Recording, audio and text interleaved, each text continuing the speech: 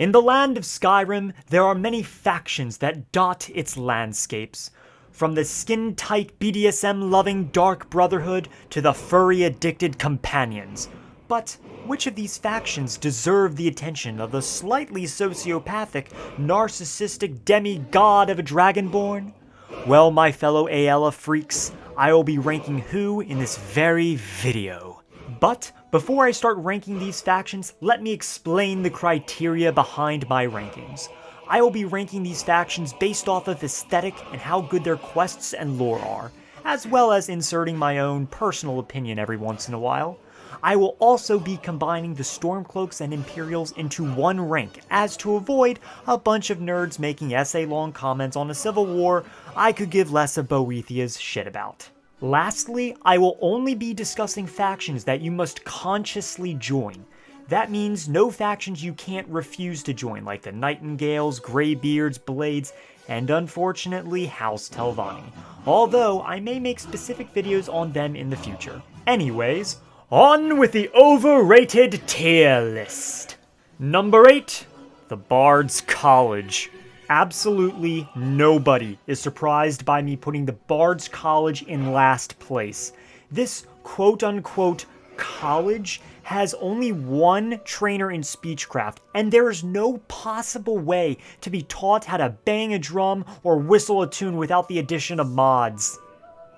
The Bards College only has one fetch quest to retrieve some book about Olaf One-Eye in order to join the college. Then, after some long, boring dialogue, some other bards may give you some miscellaneous fetch quests to retrieve some other instruments. And that's it! And that's another thing. The Bards College seems to be dedicated to vilifying King Olaf One-Eye, the same ancient Nord king of Whiterun who trapped the fabled dragon Numinex. The Bards College would burn an effigy of King Olaf, calling him a deceiver and a betrayer, believing Olaf did not indeed capture Numinex. This, however, is more of a lie than the Tribunal, because Paarthurnax literally confirms he spoke with the captured Numinex, and Olaf One-Eye can be found in Sovngarde. Now, I'm not sure what the specific requirements to be allowed into the mead-swilling halls of Shor are, but being a deceitful bastard does not seem to be one of them. Also, you can see the skull of Numinex in Dragon's Reach! Aside from the miscellaneous quests, which give you a generous amount of level ups and skills, the Bards College is useless, boring, and full of petty history of petty bards. Number 7. Clan Volkihar. Now, let me start by saying that I am slightly biased here because I hate vampires. The lore around them is cool, but the idea of sucking blood, having blood fountains, and anything blood repulses me. I also feel that the cons of being a vampire vastly outweigh the pros, and makes the game an absolute chore dodging the sun, and not in the funny Telvanni chore kinda way.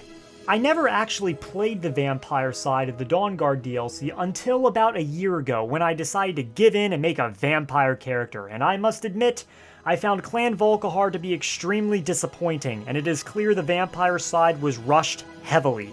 The vampire side of the Dawnguard DLC plays out exactly the same as the Dawnguard side, with slightly different dialogue.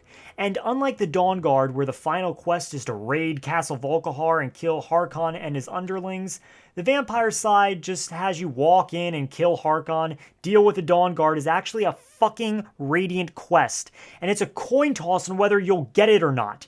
I never even got it on my vampire run, which made the ending all the more dissatisfying. On top of all of that disappointment, many characters actually have potential but don't go anywhere.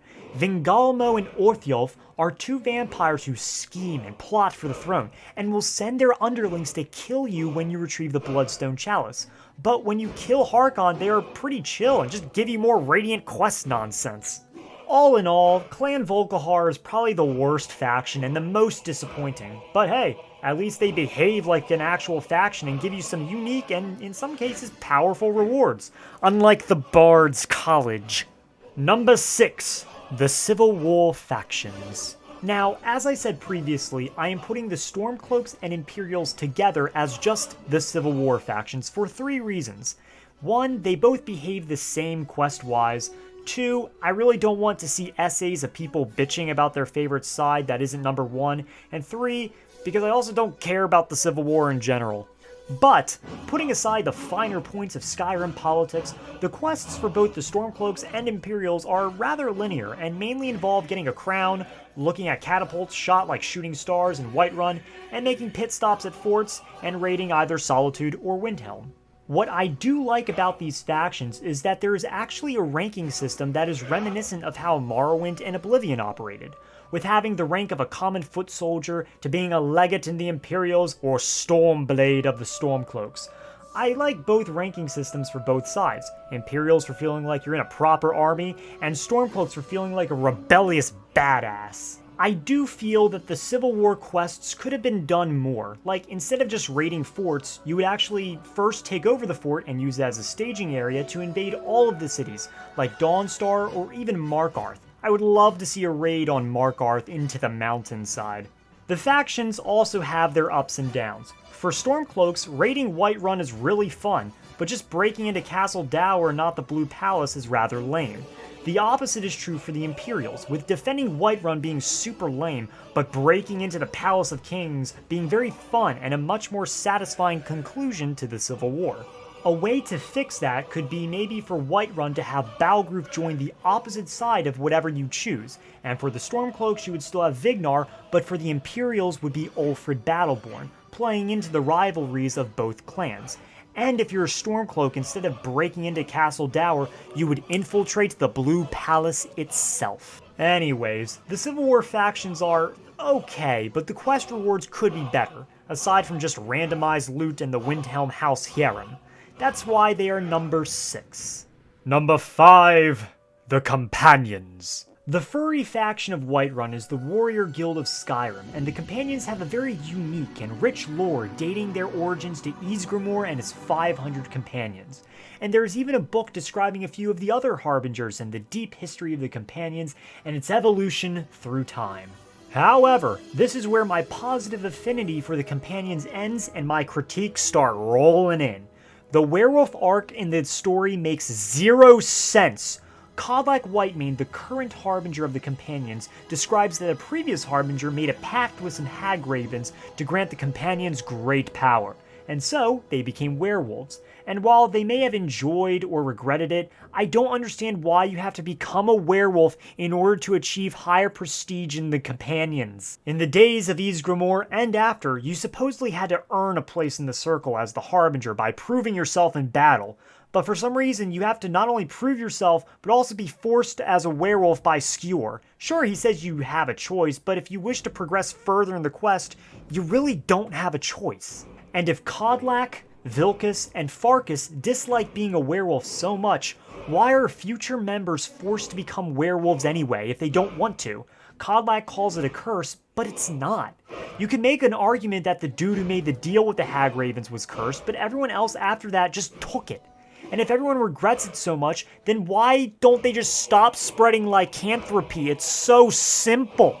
Aside from the werewolf dilemma, the story is actually pretty interesting in my opinion. Finding Wuthrad, reading Kodlak's journal, avenging Kodlak's spirit after snooping through his journal, Companions could have been fleshed out so much more, especially with their fight against the Silverbloods. But I give them a meh out of 10, which is why they're number 5. And speaking of numbers, number 4, the College of Winterhold. A lot of people give the College of Winterhold a lot of Malakath, but I am someone who really enjoys them. I find the quest with the Eye of Magnus wrapped up with the Sigic Order and the Thalmor to be quite enjoyable, as well as expanding on the ancient history between the ancient Nords and the Snow Elves and why Ysgramor went about his genocide.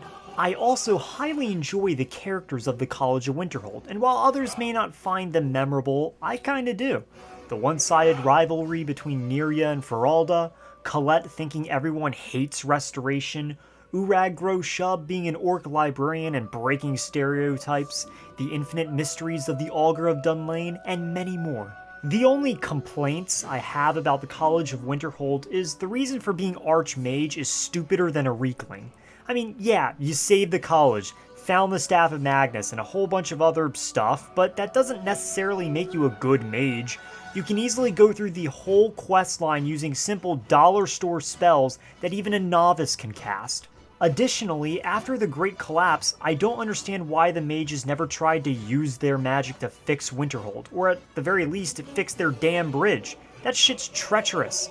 Considering you can turn iron to gold, I have no doubt the college has the funding, so conjure up a friggin' hammer already and fix the goddamn bridge. Number 3. The Dawnguard. Personally, I love the Dawnguard the most, because the Dawnguard has access to the coolest faction armor in the game, sick-ass crossbows, regular and dwarven make, troll and husky followers we never use for more than 10 seconds, and a badass like Isran as the leader of the Dawnguard. The Dawnguard is simply the better version of Clan Volkihar without all that edgy bullshit that comes with being a creature of the night. The Radiant quests for the Dawnguard aren't that amazing, with most being go to this dungeon and kill everyone, including a vampire. However, there is one Radiant quest that involves going into a city and murdering a vampire that is integrated with the civilian population. Although, if you kill him in public, it may result in a bounty, which makes it quite enjoyable and makes you plan out your attacks. Isran is also very unique because he is the only faction leader that will not die or be replaced by the Dragonborn. He will lead the Dawnguard to victory, and you're gonna fucking like it. Not much else I can say about the Dawnguard. The Dawnguard DLC quest is the same as the Volkihar version with some minor caveats, but the ending of the Dawnguard is just all the more satisfying and rewarding. Number 2. The Thieves Guild. Now, personally, I dislike the Thieves Guild in Skyrim. I feel like they lost the charm that made them unique in both Morrowind and Oblivion, and they're simply just the Mafia, but slightly less violent. However, I cannot deny that the quest is quite unique and features quite a large number of unique characters, many with unique voice actors like Brynjolf, Delvin, and Vex. Seriously, it should be a crime that the Thieves Guild has 4 unique voice actors, while every other faction has like around 1 or 2, excluding a faction that I will be mentioning quite soon. Also, one thing I appreciate about the Thieves Guild is, unlike every other faction, you have to work to become the leader, having to do enough jobs to bring every major city in Skyrim under the thumb of the Thieves Guild makes being the leader feel very rewarding, as if you truly deserve it. The Thieves Guild also has the greatest rewards out of every other faction. Completing the Thieves Guild questline and becoming the master gives you around 4 fences that can have up to 4,000 gold in their inventory, making them the perfect for selling all of your stolen and not stolen loot very quickly and becoming very rich. Additionally, you are able to bribe the guards if you ever commit a crime like thieving or, murder, which makes you completely unstoppable, and you are able to do whatever the fuck you want without limit. The questline, I must admit, is also pretty good, being betrayed by the original guildmaster and tracking him down. Killing him while also pulling off a legendary heist is a lot of fun. However, I despise the fact that you are forced to join the Nightingales and you don't have a choice to say no. Carlia says that the only way to stop Mercer is to become a powerful Nightingale, but I find that to be total scrib shit. Considering you're the last Dragonborn, who is so powerful, Clavicus Vile himself admits that you are as powerful as him in his weakest form. That's a fucking Daedric prince saying that. All in all, I don't personally like the Thieves Guild, but I simply cannot ignore the good questline and the insane perks and rewards that come with joining and leading the Thieves Guild. Number 1. The Dark Brotherhood. Now, personally, I hate the Dark Brotherhood. Lore-wise, I just think they're way too fucking edgy, and I never like a faction being evil for the sake of being evil. And most of the killing puns that members use when describing their latest assassination exploits make my eyes just roll. However, I simply cannot deny that objectively, the Dark Brotherhood is the best faction. They have the richest story, and all the members of the Dark Brotherhood are very unique. The story for the game starts off rather normal with murdering an old woman, but as you go through the story and start murdering more and more people, you will become the listener and talk to homicidal corpse who will then guide you to kill the Emperor of motherfucking Tamriel. Or at least Cyrodiil. The Empire is pretty small nowadays. The members of the Dark Brotherhood are also rather unique, and I'm pretty sure everyone remembers all, if not most of the members, from vampire children to college dropouts to even furries with axes.